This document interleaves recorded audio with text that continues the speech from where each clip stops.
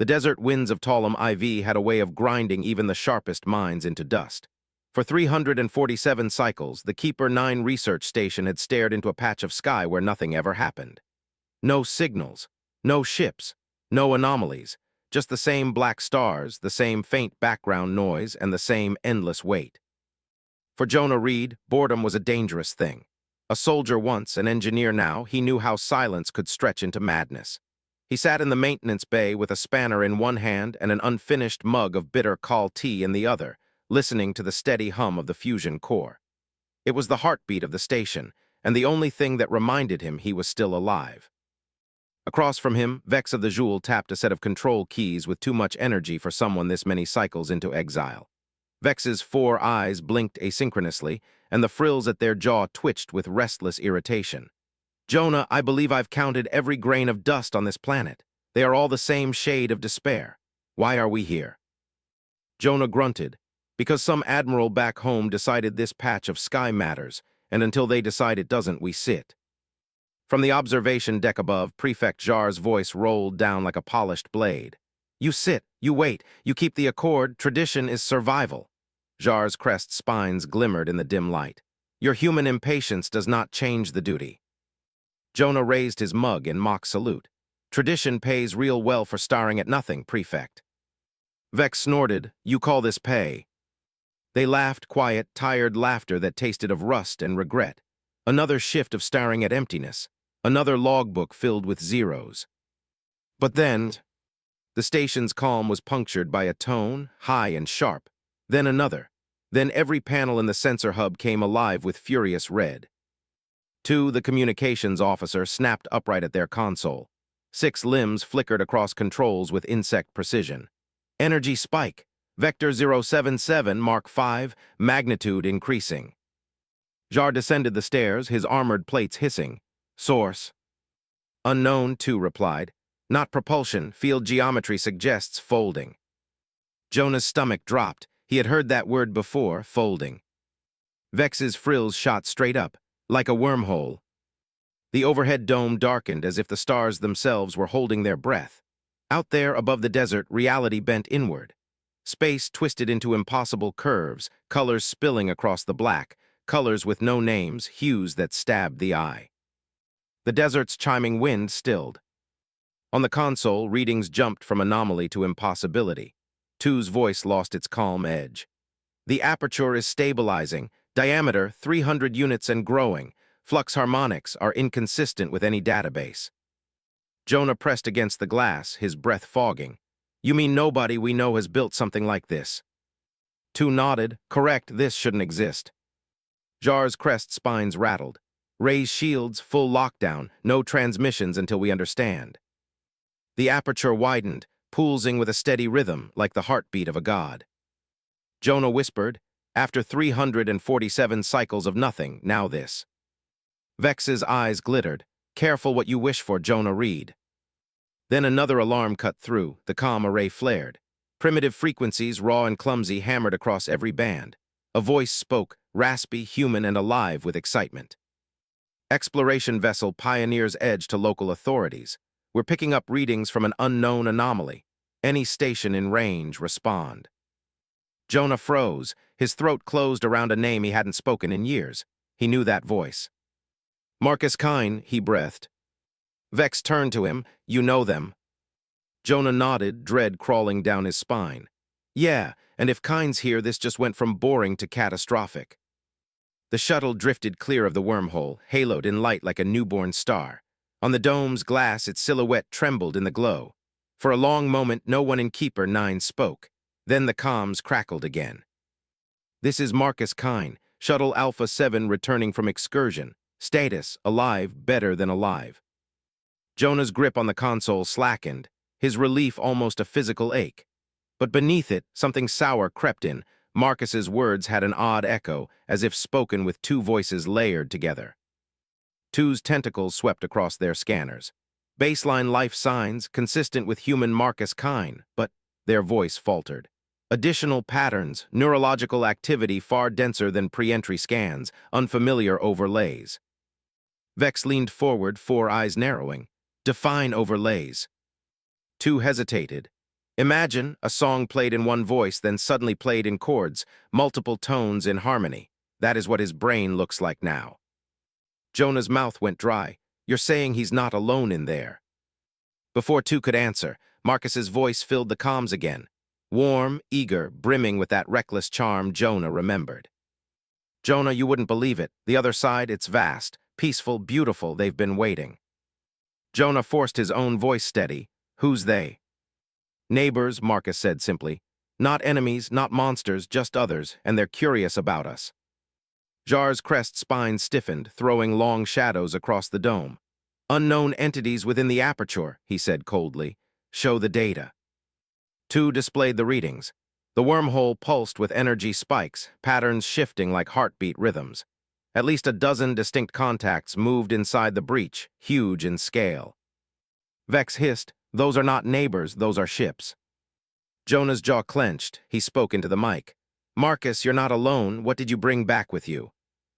There was a pause. Then Marcus laughed, that easy human laugh Jonah knew too well, except this one carried something else. An emptiness where warmth should have been. Not bring invite. They've been waiting for a door. I opened it. The dome fell silent except for the pulse of alarms. Two whispered, multiple signatures accelerating toward our dimension. Estimated time to emergence, 2 hours. Jar's voice cut like a blade. This is contagion, human recklessness infecting the galaxy. We will quarantine this at once. Jonah turned sharply. He's my friend, don't you dare. Your friend died the moment he crossed, Jar snapped. What came back is a mask. On the comms, Marcus spoke again, quieter, intimate, as if he could hear them even without channels open. Jonah, trust me, I am still me. I just became more, don't let them blind you with fear. Vex's frills flattened, their voice trembling. He knows what we're saying, he shouldn't know. Jonah's heart pounded. He looked from Two's trembling limbs to Vex's wide eyes, then to Jar's rigid posture. He wanted to believe Marcus. He needed to, but the scanner still flashed, overlapping neural patterns detected. The shuttle rotated with perfect precision, engines firing smoothly, too smoothly. Marcus Kine had always flown like a man dancing on ice, graceful in chaos, but never this precise. Vex whispered the thought everyone feared. It's piloting him, not the other way around. Jonah felt the air grow thin in his chest. He leaned into the mic, voice shaking with anger. Marcus, if you're in there, prove it. Tell me something only you and I would know. A pause, then Marcus's voice came back, smooth and sure. Ariamoon, the toxic moon on Drellies. You were dying from the atmosphere and I pulled you out of the sludge pit. You said you'd owe me beers for life. Jonah staggered back. That was true, perfectly true, too perfect. Vex whispered, it knows his memories, all of them. The shuttle eased closer to the Pioneer's edge. On the external feeds, Jonah saw Alina and Raj, the two crew still aboard, running in their docking bay, frantic and relieved, preparing to welcome their commander home. Stop them, Jonah snapped. Two broadcast on all channels. Two hesitated. What message? Jonah's throat felt raw. He said the only words that made sense. Do not let him dock. That isn't Marcus Kine anymore. The shuttle latched against the Pioneer's edge with a dull metallic thud that echoed through Keeper 9's audio feeds. Jonah slammed his fist against the console hard enough to sting. No, he muttered. Don't let him in, don't you dare. On the comms, Alina's voice was frantic but relieved. Docking complete. Marcus, we're opening bay doors. Welcome home. Home, Vex echoed, their frills trembling. That word will doom them. Jar's crest spine snapped rigid. Human arrogance is infectious. They embrace their death like a celebration. Jonah leaned into the mic, desperate. Alina, Raj, listen to me. That's not your commander anymore. He went inhuman, but something else came back wearing his skin. Don't let him on board. Raj cut in, voice raw, fraying at the edges. That's insane. We're talking to Marcus right now. He knows things only Marcus could know. His voice, his laugh, it's him. Jonah swallowed. It's using him, you have to believe me. Marcus's voice interrupted, smooth and steady, dripping with reassurance. Alina, Raj, don't listen to their fear, it's still me. Can't you feel it? I've just seen more, learned more, and I want to share it with you. Alina's reply carried a fragile laugh. We missed you, Marcus. Whatever you saw, we'll figure it out together. Keeper Nine's dome fell silent except for the cold hum of sensors. On Two's board, warning glyphs pulsed. Energy signatures spreading, Two said. Within the Pioneer's edge, like infection, their internal systems are resonating with the shuttle. Infection, Vex whispered. It's not just taking him, it's taking them. Jonah's throat burned. Elena, Raj, get out of there. Seal the docking bay. Get off that ship if you have to. He isn't alone inside himself anymore. For a heartbeat, Elena's voice wavered with uncertainty. Marcus, do you sound different to you? Do I, Marcus replied, warm as a hearthfare. Do I feel different? Raj whispered, almost pleading. No, you're still you, just brighter. Jonah felt the weight of doom settle on his shoulders. He turned to Jar. We can't just watch this. We need to cut them off, disable their engines, something. Jar's gaze was iron. Firing on a human civilian vessel would fracture the accord. Your species already brings suspicion. Do you wish to hand our enemies proof that humans cannot be trusted? Jonah rounded on him, fury boiling. Better suspicion than letting a dozen interdimensional nightmares crawl into this galaxy. Vex stepped between them, 4 eyes locked on Jonah. If you act rashly, you'll damn us all. We need evidence, irrefutable. Two's voice rose, trembling now. You want evidence? Look at this. On the tactical screen, Marcus's biosignature pulsed in multiple bands, flickering like a candle fighting against a storm. Overlaying it were patterns Two couldn't categorize, dense, complex, almost choral. Multiple consciousness layers, Two whispered. 2 at first, then 3, now, they swallowed hard. Now it looks like they're multiplying. Jonah stared, they're spreading through him. And soon, Vex added grimly, through his crew. The wormhole flared brighter as if it had heard. Sensors wailed. Energy spike inside the anomaly, Two reported. More signatures forming, large, very large. How many? Jar demanded. Two's limbs froze for a breath. At least 12, each the mass of a warcruiser. Keeper Nine's control dome seemed to shrink around them. 12 shadows moving in the dark, waiting to step through. Jonah whispered. He opened the door and they're already marching. The calm chamber of Keeper 9 glowed a furious red. Every screen screamed warnings Jonah had no words for. Two's instrument stuttered with numbers that refused to stay still, patterns fracturing and reforming as if the laws of physics themselves were under siege. Vex stood rigid at their console, frills flattened, 4 eyes wide. They're synchronizing. The Pioneer's edge is no longer just a ship, it's part of them now. Jonah pressed closer to the glass of the dome. On the external feed, he could see Marcus's shuttle fully locked into the docking collar of the human ship. The engines of the Pioneer's edge pulsed irregularly, almost like a heartbeat. Wrong. Mechanical systems weren't supposed to pulse. Jonah, Marcus's voice filled the chamber again. No static, no delay, as if he were whispering directly into Jonah's skull. We're still us, Marcus, Elena, Raj, but we've been shown what lies beyond. They've waited eons for someone to open the way, and we are honored to be first. Jonah's hands curled into fists. Stop it. Stop pretending. Whatever you are, you're not Marcus. He would never risk his crew like this. The reply came, but not in Marcus's voice alone. Elena, and Raj's voices folded into his, 3 notes of one song, spoken in flawless harmony. Risk, you misunderstand. This is not loss. This is transcendence. Jar slammed a claw against the railing, sparks flying. This is contamination. They spread themselves through hosts. That is not transcendence. It is conquest. The 3 voices laughed together, warm, wrong, terrifying. Conquest is a word of fear. We are not conquerors. We are neighbors. We only wish to share. Vex hissed. Neighbors do not crawl into your mind without asking. Two's limbs twitched as new data flooded their panel. Their voice trembled. 12 entities emerging from the wormhole, confirmed, each mass equivalent to a battle cruiser, structure non-Euclidean, surfaces shift, flow. I can't get a stable reading. Jonah's stomach dropped. They're not ships, they're alive. Jar turned to him, eyes burning. Your people did this. Your human recklessness opened the breach. Jonah snapped back. My friend did this. And if you want to start pointing fingers instead of fixing the problem, then we're all dead already. On the screens, the first of the entities breached the event horizon.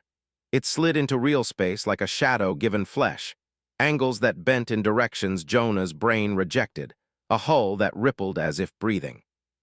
Two whispered, "It doesn't obey geometry." Another followed, then another, until 12 of them hovered in formation, encircling Keeper 9 and the Pioneer's edge with surgical precision. The comms flared again, Marcus's voice, but colder now, stripped of warmth. "You cannot resist. Your weapons cannot harm what has existed before your stars were born. Surrender and you will know peace. Resist and you will be unmade." Vex muttered, "Charming diplomacy." Jonah forced air into his lungs. His mind flashed to the long nights of boredom, the endless waiting. They had begged for something to break the silence, and now the silence was broken with a vengeance. He turned to his crew. "We need to act before those things finish surrounding us.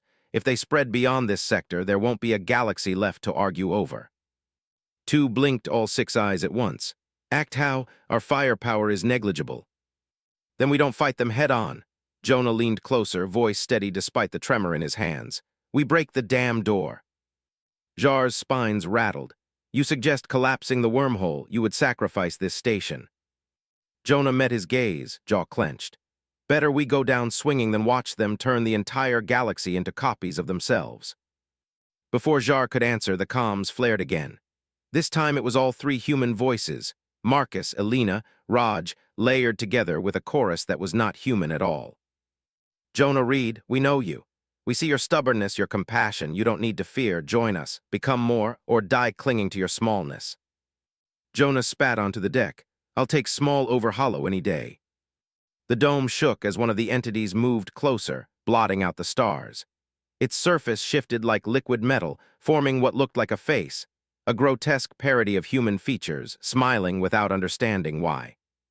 Vex whispered, "They're mocking us." Jonah squared his shoulders, staring into that impossible smile. He spoke aloud, not to them, but to his crew. "Time to choose. We either bow to them, or we burn the breach shut." The dome of Keeper 9 trembled as the nearest entity leaned closer. Its face pressed against the reinforced glass as though it were curious about the little creatures inside. The glass moaned under the pressure, and light bled through in ripples of impossible color. Jonah shoved himself between the crew and the viewport. His chest rose and fell in hard bursts, but his voice was iron. "We collapse the breach. No debate. 2. Prep the resonance chamber for overload.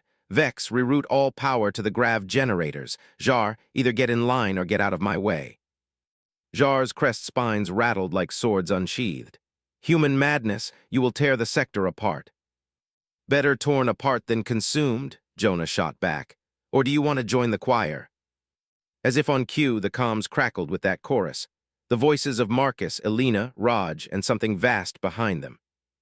"Jonah Reed, your defiance is admirable, but futile. You cannot kill what was patient before your species learned fire. You cannot stop what is already inside." Jonah snarled into the mic. "Then watch me try." Two's limbs blurred over the console, each tentacle moving with desperate precision. "Resonance chamber charging. If I push past safety limits, the cascade will collapse the wormhole, but it will take us with it." "Do it," Jonah said without hesitation. "If we're the cork in this bottle, then we pop." The deck shook violently.